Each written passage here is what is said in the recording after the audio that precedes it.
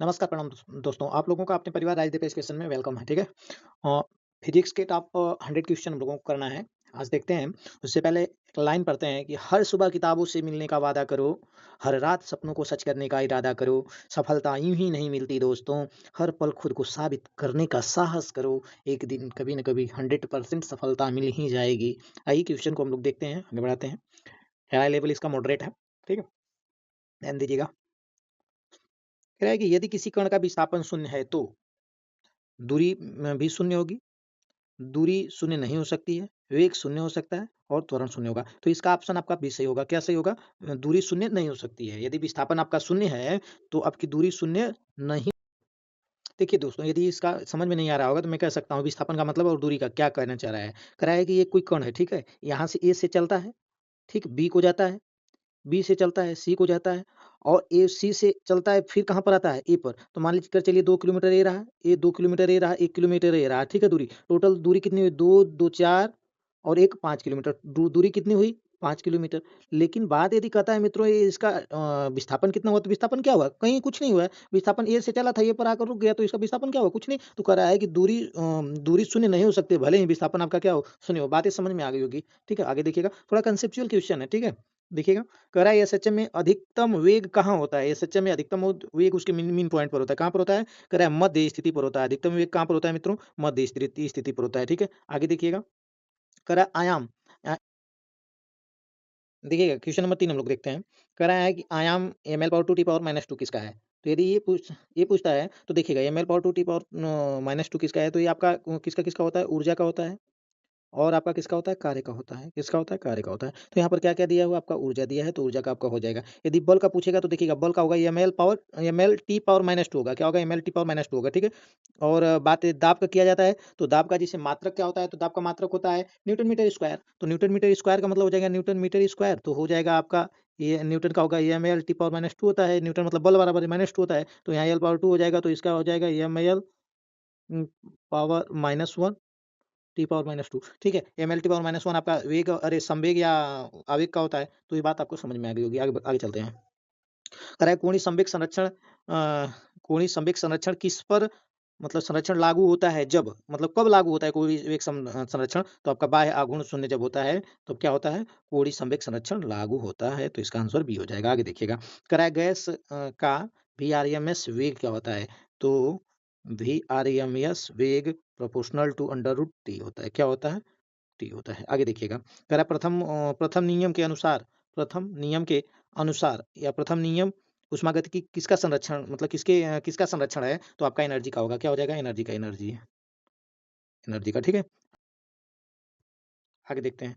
कह रहा है कि इधर देखिएगा, सी धारिता किसके इक्वल होता है? तो इसकी वैल्यू पूछ रहा है, तो आप यहाँ पर क्या लगा देंगे? Q by V equal to C, ठीक है? देखिएगा अगला क्वेश्चन। कह रहा है यदि 2 प्रतिरोध समांतर हों तो समतुल्य किसके समतुल्य प्रतिरोध? तो समतुल्य प्रतिरोध क्या हो जाएगा? कम हो जाएगा। क्या होगा? कम होगा। आगे देखिएगा, कह रहा है बायो-सेवर्ट नियम किससे संबंधित है? तो बायो-सेवर्ट नियम आपका चुंबकीय क्षेत्र से संबंधित है। तो इसका आंसर आपका बी सही होगा। क्या होगा? बी सही होगा, ठीक है? आगे देखिएगा, लेंज का नियम किस पर आधारित है? तो लेंज का नियम प्रेरित धारा की डायरेक्शन पर आधारित मतलब दिशा पर आधारित है। आगे देखिएगा, ईएम ईएम तरंग में ई और बी, जो ई और बी दिख रहा है, ये क्षेत्र का क्या है? तो क्षेत्र के परस्पर लंबवत को बताता है। किसको बताता है? परस्पर लंबवत को बताता है। आगे देखिएगा, कह रहा है स्नेल का नियम किससे संबंधित है? स्नेल का नियम जो होता है आपका अपवर्तन से संबंधित होता है।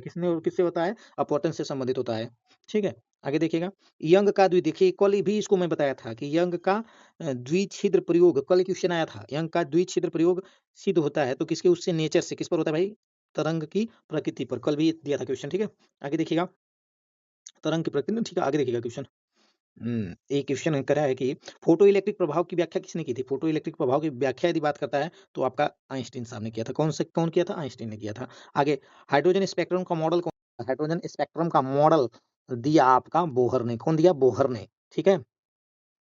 आगे देखिए, नाभिकीय विखंडन में निकलते नाभिकीय विखंडन में निकलते हैं, क्या निकलते हैं? नाभिकीय विखंडन में न्यूट्रॉन निकलते हैं। नाभिकीय विखंडन में क्या निकलते हैं? न्यूट्रॉन निकलते हैं। अर्धायु किस पर डिपेंड करती है? तो अर्धायु जो होती है नाभिक की प्रकृति पर निर्भर करती है। कल का भी क्वेश्चन ऐसा ही था एक, फिर उसके बाद देखिएगा सेमीकंडक्टर में डोपिंग से क्या तात्पर्य, तो डोपिंग से आपका क्या है, चालकता बढ़ जाती है। यदि सेमीकंडक्टर में डोपिंग किया जाए तो चालकता क्या होती है उसकी, बढ़ जाती है। फिर कह रहा है पीएन जंक्शन की अवरोधक की परत परत क्या कहलाती है, अवरोधक जो परत होती है उसे हम लोग डिप्लेशन लेयर कहते हैं। क्या कहते हैं, डिप्लेशन लेयर कहते हैं। आगे देखिएगा लॉजिक गेट में एंड का आउटपुट 1 कब होता है, देखिए एंड में आउटपुट 1 कब होता है, तो जब दोनों साइड क्या होता है, 1 1 होता है। देखिएगा ये मान लीजिए ए है, ये बी है, और इसका होता एंड का डॉट प्रोडक्ट होता है। तो जब देखिएगा जब 1 0 रहेगा तो यहाँ पर क्या हो जाएगा, 0 हो जाएगा। 0 0 में 0 0 होगा, और 1 1 और 1 में क्या हो जाएगा, 1 होगा। और यदि 0 1 रहेगा तो 0 होगा। तो 1 कब हो रहा है आपका, देखिएगा जब दोनों साइड क्या है, 1 है। बात समझ में आ गई होगी मेरी, ठीक है। आगे देखिएगा कह रहा है यदि किसी पिंड पर शुद्ध बल शून्य हो तो वह क्या करता है, स्थिर या समान वेग से चल सकता है। क्या करता है, स्थिर या समान वेग से चल सकता है, स्थिर या समान वेग से चल सकता है। आगे देखिएगा कह रहा है कि वृत्तीय गति में अभिकेंद्री त्वरण का सूत्र क्या होता है, वृत्तीय गति में अभिकेंद्री त्वरण का सूत्र होता है मेरे भाई, अभिकेंद्री त्वरण का सूत्र होता है v स्क्वायर बाई आर। क्या होता है, v स्क्वायर बाई आर। आगे क्वेश्चन देखते हैं, यदि कोणीय वेग दुगुना हो जाए तो गतिज ऊर्जा क्या होगी, गतिज ऊर्जा यदि कोणीय वेग दुगुना होता है तो गतिज ऊर्जा 4 गुनी हो जाती है। क्या होती है भाइयों, 4 गुनी हो जाती है। आगे देखिएगा सतही तनाव का एसआई मात्रक क्या होता है, सतही तनाव का एसआई मात्रक न्यूटन प्रति मीटर होता है। क्या होता है, न्यूटन प्रति मीटर होता है। बर्नौली सिद्धांत किस पर काम करती है, तो प्रवाह संबंधित आपका प्रवाह द्रव से है, प्रवाहित द्रव से, किससे भाइयों, प्रवाहित द्रव से। आगे देखिएगा कह रहा है कि किसी तार की लंबाई दोगुनी करने पर उसका प्रतिरोध क्या हो जाता है, उसका प्रतिरोध क्या हो जाता है मेरे भाई, उसका प्रतिरोध जो होता है दुगुना हो जाता है। तार की लंबाई को दोगुनी करेंगे तो प्रतिरोध भी क्या हो जाएगा, दोगुना हो जाएगा। क्या होगा, दोगुना हो जाएगा। आगे देखिएगा कह रहा है किरचॉफ जंक्शन नियम किस पर आधारित है, तो आवेश किस पर आधारित है, आवेश संरक्षण पर आधारित है, ठीक है। आगे देखिए प्रेरित विद्युत वाहक बल का सूत्र फैराडी की बात कर रहा है, किसका, फैराडी के नियम के अकॉर्डिंग कर रहा है। तो ये आपका क्या आ जाएगा, D five by D T. क्या हो जाएगा, D five by D T, ठीक है। इसका आंसर कहाँ है, ए, ये सही है, ठीक है। आगे देखिएगा कह रहा है यदि आवृत्ति बढ़े तो तरंग दैर्ध्य यदि आवृत्ति बढ़ रही तो लैम्डा क्या हो जाएगा, तो लैम्डा की वैल्यू क्या हो जाएगी मेरे भाई, घट जाएगी। यदि आवृत्ति फ्रीक्वेंसी बढ़ रही है तो लैम्डा की वैल्यू क्या हो जाएगी, घट जाएगी, ठीक है। आगे देखिएगा ध्रुवण सिद्ध करता है कि प्रकाश क्या होता है, अनुदैर्ध्य होता है या अनुप्रस्थ होता है। देखिए बात यदि अनुप्रस्थ अनुदैर्ध्य की किया जाता है तो जो प्रकाश होता है वो अनुप्रस्थ होता है, और ध्वनि जो होती है वह अनुदैर्ध्य होती है। क्या होती है मेरे भाई, अनुदैर्ध्य होती है। बोले तो ध्वनि लॉन्गिट्यूडिनल होती है, और जो लाइट होती है वो ट्रांसवर्स होती है, ठीक है। तो इसका आंसर सी सही होता है। आगे देखिएगा करेक्ट कॉम्पटन प्रभाव संबंधित है किससे, तो नेचर से, किसके नेचर से, कण के नेचर से, किसके नेचर से मेरे भाई, कण के नेचर से संबंधित है। कह रहा है हाइड्रोजन परमाणु में ऊर्जा स्तर किसके प्रोपोर्शनल होता है, तो ऊर्जा स्तर 1/n² के, किसके 1/n² के क्या होता है, प्रोपोर्शनल होता है। तो इसका आंसर आपका सी सही होता है। आगे देखिए नाभिकीय संलयन किस मतलब होता है, नाभिकीय संलयन कब होता है, तो बात इसका आ जाएगा उच्च ताप पर होता है। नाभिकीय संलयन किस पर होता है, उच्च ताप पर होता है। आगे देखिएगा क्वेश्चन नंबर 34 है, बीटा कण क्या है, बीटा कण क्या है भाई, तो बीटा कण एक इलेक्ट्रॉन है। बीटा कण क्या है, बीटा कण इलेक्ट्रॉन है, ठीक है। आगे देखते हैं पी टाइप अर्धचालक में ज्यादा क्या होता है, देखिए पी टाइप में ज्यादा क्या होता है, तो पी टाइप में आपका ज्यादा क्या होता है, होल होता है। क्या होता है मेरे भाई, होल होता है। और कदेगा एन टाइप में क्या होता है, एन टाइप में ज्यादा क्या होता है, एन टाइप में आपका इलेक्ट्रॉन ज्यादा होता है। क्या होता है, इलेक्ट्रॉन ज्यादा होता है, और पी टाइप में होल ज्यादा होता है। क्वेश्चन बार बार आ रहा है इस समय, ठीक है, ध्यान दीजिएगा। करेक्ट ट्रांजिस्टर का उपयोग होता है, ट्रांजिस्टर का उपयोग कहाँ होता है, प्रवर्धक के रूप में होता है। किसमें होता है भाई, प्रवर्धक के रूप में होता है। आगे देखिएगा सरल आवर्त गति में त्वरण किसके प्रोपोर्शनल होता है, तो जो त्वरण होता है वो आपका -x के प्रोपोर्शनल होता है, ठीक है। किसके, -x, मतलब बी इसका आंसर सही हो जाएगा। आगे देखिएगा ध्वनि की चाल अधिकतम किसमें होती है, ध्वनि की चाल सॉलिड में अधिकतम होती है। किसमें होती है, सॉलिड में। किसमें होती है, सॉलिड में। तो कह सकते हैं ठोस में। और यदि कह दिया जाए कि लाइट की चाल किसमें अधिकतम होती है, तो लाइट यदि होती है तो लाइट आपका हो जाता है निर्वात में, मतलब बोले तो वैक्यूम में, ठीक है, वैक्यूम में ज्यादा होता है, ठीक है। तो इसका आंसर आपका क्या होगा, ध्वनि की चाल सबसे ज्यादा ठोस में होती है, सॉलिड में मतलब, ठीक है। कह रहा है कि केपलर का तीसरा नियम क्या होता है, तो केपलर का तीसरा नियम किससे संबंधित है, T square proportional to R cube से, ठीक है। आगे देखिएगा कह रहा है यदि किसी कण की गतिज ऊर्जा शून्य है तो उसका उसका क्या उसका जो होगा संवेग शून्य होगा, या त्वरण शून्य होगा, या वेग शून्य होगा। तो देखिएगा उसका क्या होगा आपका, वेग तो शून्य होगा ही होगा, उसका संवेग भी शून्य होगा। तो बोला जाए तो ए और सी दोनों सही, मतलब डी आंसर इसका सही हो जाएगा, ठीक है। आगे क्वेश्चन देखते हैं, कह रहा है कि 41 नंबर क्वेश्चन है। 41 नंबर क्वेश्चन कह रहा है कि कार्य किसके बराबर होता है, तो कार्य होता है बल गुणे दूरी, ठीक है। किसके बराबर, जो कार्य होता है ना, एफ इंटू डी के क्या होता है, इक्वल होता है। एफ इंटू डी, बात यदि एफ इंटू डी की क्या, तो ये दूरी कहिए चाहे डिस्प्लेसमेंट कर लीजिए, ठीक है, मतलब डिस्टेंस डिस्प्लेसमेंट कुछ भी कर लीजिए। तो ये होता है डब्ल्यू बराबर एफ इंटू डी हो जाएगा, ठीक है। आगे देखते हैं, कह रहा है गुरुत्वीय त्वरण जी का मान क्या होता है, तो गुरुत्वीय त्वरण जी का मान होता है 9.8 मीटर प्रति सेकेंड का स्क्वायर होता है, ठीक है। इसका आंसर किसमें है, ये बी आंसर सही होगा, ठीक है।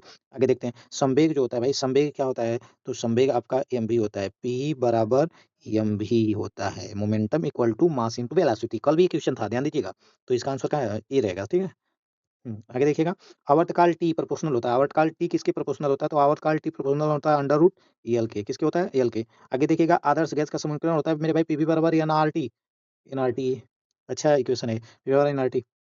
कह रहा है ऊष्मा का संचरण का तेज तरीका है। तेज मतलब ऊष्मा संचरण सबसे ज़्यादा तेज किसमें होता है? तो आपका किसमें होता है? ये विकिरण। विकिरण बोले तो देखिएगा, ध्यान दीजिएगा, सबसे ज़्यादा विकिरण में होता है और विकिरण की बात किया जाता है तो इसको किसी उसका ज़रूरत नहीं होता है। तो मैं कह सकता हूँ कि यह निर्वात में भी क्या होता है? गति करता है। जैसे सूर्य सूर्य की जो रोशनी होती है वो किसमें कैसे आती है? उसको किसी एक चालन की ज़रूरत नहीं होती है, ठीक है? तो मैं कह सकते हैं कि सॉरी कह रहा है ऊष्मा का संचरण सबसे तेज किसमें होता है? विकिरण में होता है, ठीक है?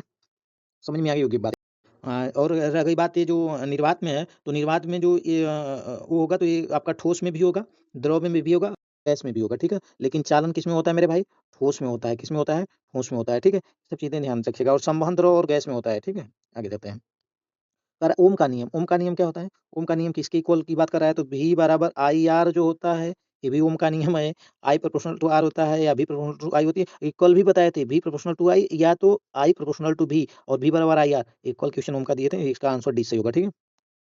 आगे देखिए विद्युत धारा धारा की एसआई यूनिट क्या है? विद्युत धारा की एसआई यूनिट आपकी क्या होती है? ये कल का बताए हुए हैं आपका एम्पीयर होता है। क्या होता है? एम्पीयर होता है। और यहाँ पर यदि बात कर लिया जाएगा ओम किसका होता है? तो विद्युत प्रतिरोध का क्या? विद्युत प्रतिरोध का क्या होता है? ओम होता है। अरे सॉरी, ओम का। ये वोल्ट का क्या होता है? तो विद्युत विभवांतर किसका होता है? वोल्ट का होता है। कूलाम का यदि पूछ लेगा कि कूलाम मतलब ये कूलाम किसका है? तो कूलाम आपका तुरंत आवेश का होता है। किसका होता है? आवेश का होता है। ध्यान दीजिएगा कि यहाँ पर मैंने सबको बता दिया कि आपका वोल्ट विद्युत विद्युत विभवांतर का होता है, विद्युत प्रतिरोध का आपका क्या होता है? ओम का होता है, एम्पीयर आपकी विद्युत धारा की होती है और कूलाम जो होता है मेरे मित्र, तो कूलाम किसका होता है? तो कूलाम आपका आवेश का होता है, ठीक? आगे क्वेश्चन देखते हैं। फ्लेमिंग के दाएँ हाथ का नियम देखिएगा, फ्लेमिंग के दाएँ हाथ का नियम की बात करता है तो ये आपका किस पर क्या है? जनरेटर के नियम से संबंधित है, ठीक है? आगे देखते हैं। कह रहा है ट्रांसफर कार्य करता है। ट्रांसफर कार्य किस पर करता है? ट्रांसफर कार्य करता है एसी पर। किस पर करता है? एसी पर। और डीसी पर क्या करता है? डीसी पर आपका जो घर में इन्वर्टर होता है वो डीसी पे काम करता है, ठीक है? आगे देखते हैं। इलेक्ट्रोमोटिव तरंग मतलब ईएम वेव, ठीक है? तरंग का वेग निर्वात में कितना होता है? तो आपका होता है 3 × 10⁸ मीटर प्रति सेकंड होता है। ये सही हो जाएगा आंसर। आगे देखिएगा, विवर्तन अधिक स्पष्ट होता है जब विवर्तन अधिक स्पष्ट होता है जब क्या? तरंग दैर्ध्य बड़ा हो, तरंग दैर्ध्य छोटा हो या आवृत्ति अधिक हो या वेग अधिक हो, तो ये तरंग दैर्ध्य क्या हो? बड़ा हो, ठीक है? कि लेंस का सूत्र पूछ रहा है, तो लेंस का फार्मूला होता है यहाँ पर ये आंसर इसका गलत है। ध्यान दीजिएगा 1/f 1/f इक्वल टू होता है 1/v माइनस 1/u होता है, ठीक है? और जो ये सूत्र दिया है ये आपका दर्पण का सूत्र है। किसका है? दर्पण का सूत्र है। कल मैंने बताया था लेंस का सूत्र क्या होता है? 1/f equal to 1/v minus 1/u। Lens में माइनस लगा होता है और दर्पण में क्या लगा होता है? ए प्लस लगा होता है, ठीक है? ध्यान दीजिएगा इसका, ठीक है? आगे इसका आंसर आपका ऐसे होगा, ठीक? आगे देखिएगा। कार्यफलन संबंधित है। कार्यफलन किससे संबंधित है? तो कार्यफलन आपका फोटोइलेक्ट्रिक प्रभाव से संबंधित है, फोटोइलेक्ट्रिक इफेक्ट से संबंधित है। कह रहा है प्लांक नियतांक का मान कितना होता है? प्लांक नियतांक का मान आपका होता है 6.63 × 10⁻34 जूल सेकंड होता है, ठीक है? आगे देखिएगा। कह रहा है रेडियोधर्मिता की एसआई यूनिट क्या होती है? रेडियोधर्मिता की एसआई यूनिट बैक्यूरेल होती है। क्या होती है? बैक्यूरेल होती है। आगे देखिएगा, अल्फा कण क्या? अल्फा कण है। अल्फा कण क्या है भाई? हीलियम नाभिक में क्या होता है? हीलियम नाभिक में। अगला देखिएगा क्वेश्चन, कह रहा है डायोड का प्रयोग कहाँ होता है? डायोड का प्रयोग एक परिशोधन के रूप में होता है। किसमें? परिशोधन के रूप में होता है। आगे देखिए नैंड गेट की बात यदि करता है मेरे भाई, तो नैंड गेट की यदि चर्चा करेगा तो नैंड गेट क्या होता है? तो नैंड गेट कहलाता है, तो नैंड गेट एक यूनिवर्सल गेट होता है। देखिए गेट कितने प्रकार होते हैं? गेट आपके एक होता है यूनिवर्सल गेट सर, तो यूनिवर्सल गेट की बात करेगा तो यूनिवर्सल में आपका हो जाएगा नैंड और क्या होगा? नॉर, ठीक है? और यदि बात दूसरा का करेगा तो ये बेसिक गेट होता है। बेसिक गेट में क्या होता है? और होता है, एंड होता है और क्या होता है? नॉट होता है, ठीक है? ये ध्यान दीजिएगा, ये क्वेश्चन कई बार आया हुआ है, ठीक है? आगे देखिएगा, तो इसका आंसर मैंने आपको बताया होगा यूनिवर्सल गेट है, ठीक है? आगे देखिएगा, चुंबकीय फ्लक्स की इकाई क्या होता है? तो चुंबकीय फ्लक्स की इकाई मैंने अभी ऊपर भी बताया हूँ, इसकी इकाई वेबर होती है और कल भी बताया था इसकी इकाई क्या होती है? वेबर होती है, ठीक है? आगे देखिएगा, कह रहा है न्यूटन का तीसरा नियम जो होता है, वाइस वर्सा वाला तीसरा नियम क्रिया-प्रतिक्रिया का नियम कहलाता है। क्या होता है? कि क्रिया-प्रतिक्रिया का नियम कहलाता है, ठीक है? जैसे इसका एग्ज़ाम्पल आप दे सकते हैं, जैसे बंदूक से जब गोली छोड़ते हैं तो जितना आगे काम करता है उतना बल पीछे भी लगता है, ठीक है? रॉकेट में भी यही तीसरा न्यूटन का तीसरा नियम काम करता है, ठीक है? आइएगा ये अगला क्वेश्चन देखिएगा। कह रहा है शक्ति किसके इक्वल टू होती है? तो शक्ति इक्वल टू होती है P बराबर जो होता है मेरे भाई, ये होता है, ये दोनों को दिखा दे रहा है, बल गुणे वेग के भी बराबर होता है, मतलब F × V के, और P बराबर आपका जो होता है W/T होता है, ठीक है? तो इसका आंसर दोनों सही है। ठीक है, आगे देखिएगा। कह रहा है तरंग वेग तरंग वेग लैम्डा एफ लैम्डा होता है, एफ लैम्डा मतलब आवृत्ति इंटू लैम्डा का मतलब तरंग दैर्ध्य है, ठीक है। आगे देखिएगा एंट्रोपी बढ़ती है, एंट्रोपी कब बढ़ती है? तो जब स्वतः प्रक्रियाओं में क्या होती है, आवृत्ति ये एंट्रोपी बढ़ती है, स्वतः प्रक्रियाओं में बढ़ती है, ठीक है। आगे देखिएगा प्रेरकत्व की इकाई क्या होती है? तो प्रेरकत्व की इकाई हेनरी होती है, प्रेरकत्व की इकाई क्या होती है? हेनरी होती है। और वोल्ट का मैंने बताया कि विद्युत विद्युत विभवांतर का किसका क्या मात्रक है? तो वोल्ट होता है, ठीक है। यदि वेबर की बात करता है तो ये चुंबकीय फ्लक्स का है, यदि ओम की बात करता है तो ओम किसका है? तो ओम आपका विद्युत प्रतिरोध का है, विद्युत प्रतिरोध का है। आगे देखिएगा कह रहा है विद्युत क्षेत्र की इकाई क्या होती है? तो विद्युत क्षेत्र की इकाई आपका मीटर प्रति क्या होता है? कूलाम होता है, ठीक है। आइएगा कह रहा है कि दर्पण का सूत्र देखिएगा, अब यहाँ पर आ गया ना, दर्पण का सूत्र होता है 1/f equal to 1/v plus 1/u, ये आपका दर्पण है। यदि यहीं पर माइनस लग जाएगा यहाँ पर तो आपका क्या हो जाएगा? लेंस का सूत्र हो जाएगा, ठीक है। तो इसका आंसर आपका ठीक हो गया। आगे देखिएगा डॉपलर प्रभाव संबंधित है, डॉपलर प्रभाव दोनों से संबंधित होगा। कल एक क्वेश्चन था, प्रकाश और ध्वनि दोनों से संबंधित है डॉपलर प्रभाव, ठीक है। कह रहा है कि half wave rectifier, half wave rectifier की यदि बात करते हैं तो यह क्या करता है? काम इसका क्या होता है कि एसी टू डीसी में क्या होता है? डीसी में, ठीक है। तो इलेक्ट्रॉन के आवेश की यदि बात करता है तो 1.6 into 10 to power minus 90 coulomb होता है, ठीक है। ये इसका आंसर ऐसे ही हो जाएगा। आगे देखिएगा कह रहा है कि कैपेसिटर में ऊर्जा होती है, तो कैपेसिटर की जो ऊर्जा होती है 1/2 सीवी स्क्वायर होती है। क्या होती है? 1/2 सीवी स्क्वायर होती है। आगे देखिएगा मैक्सवेल सिद्धांत जो होता है, मैक्सवेल सिद्धांत आपका काम करता है ईएम वेव पर, किसके काम करता है? ईएम तरंग तरंग पर। फिर ब्रैग नियम संबंधित है, किससे संबंधित है? तो ब्रैग नियम आपका संबंधित है भाई यक्स रे, एक्स रे विवर्तन से संबंधित है। किससे? एक्स रे विवर्तन से संबंधित है। तो क्वांटम संख्या की संख्या कुल कितनी होती है? क्वांटम संख्या कुल कितनी होती है? तो क्वांटम संख्या कुल कितनी होती है? 4 होती है क्वांटम संख्या। चलिए न्यूट्रॉन की खोज किसने किया था? तो न्यूट्रॉन की खोज आपका चैडविक ने किया था, चैडविक ने, ठीक है। आगे देखिएगा फर्मी ऊर्जा संबंधित है, फर्मी ऊर्जा संबंधित है किससे? तो आपका धातु से। फर्मी ऊर्जा किससे संबंधित है? धातु से। आगे देखिएगा करा जेनर डायोड का प्रयोग कहाँ होता है? तो जेनर डायोड का प्रयोग वोल्टेज निगमन में किया जाता है, वोल्टेज नियमन में किया जाता है। आगे देखिएगा लॉजिक गेट और का आउटपुट जीरो कब होगा? और का आउटपुट जीरो कब होगा? तो और का आउटपुट जीरो कब होगा? जब दोनों साइड क्या हो जाएगा? जीरो हो जाएगा। देखिए इसमें क्या होता है, और को मैं बता देता हूँ, और का क्या होता है। इसका जो सिंबल होता है वो आपका ऐसे बनता है, आपका और है, ठीक है। ठीक है, आपको और की बात करेगा तो देखिएगा इसमें ए होगा, बी होगा, और यहाँ देखिएगा 1 0 है तब वो 1 बनेगा, 0 1 है तब वो 1 बनेगा, 0 0 है कि तब क्या बनेगा? तब 0 बनेगा, ठीक है। और यहाँ पर यदि 1 0 है तो 1 बनेगा। तो ध्यान दीजिएगा कह रहा है 0 कब होगा? तो 0 कब होगा भाई? जब दोनों साइड क्या होता है? 0 होगा, जब दोनों साइड 0 होगा, ठीक है। समझ में बातें आ रही होंगी, ठीक है। आगे देखिएगा कूलाम का नियम संबंधित है, तो कूलाम का नियम किससे संबंधित है मेरे मित्रों? तो कूलाम का नियम आपका स्थिर विद्युत से संबंधित है। आगे देखिएगा कह रहा है वेग का आकलन जो वेग का आकलन त्वरण से होता है। थैंक यू, धन्यवाद। यहाँ पर आप लोगों का जो क्लास था, थैंक्स, खत्म होता है, ठीक है।